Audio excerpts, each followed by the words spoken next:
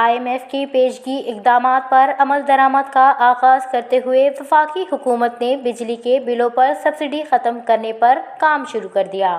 ذرائع کے مطابق مارچ میں بجلی کے بل اضافی سرچارج کے ساتھ موصول ہوں گے۔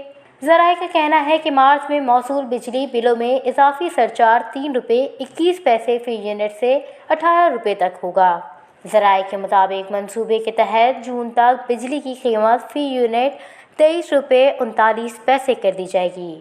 فوری طور پر بجلی کے بلوں میں ₹3.39 یونٹ سرچارج وصولی کی منظوری دے دی گئی ہے۔ بجلی کے بلوں پر سرچارج گردشی قرض پر سود کی ادائیگی کی مد میں استعمال ہوگا۔ سہ ماہی ایڈجسٹمنٹ کی مد میں 300 یونٹ سے زائد بجلی استعمال پر فروری مارچ کے بلوں میں وصولی ہوگی۔ سہ ماہی ایڈجسٹمنٹ کی مد میں ₹3.21 فی یونٹ کے حساب سے وصولی ہوگی۔ سہ ماہی ایڈجسٹمنٹ ٹیرف اپریل میں کم ہو کر 69 پیسے رہ جائے گا۔ ذرائع کے مطابق جون اور جولائی میں یہ سرچارج بڑھ کر ₹1.64 ہو جائے گا۔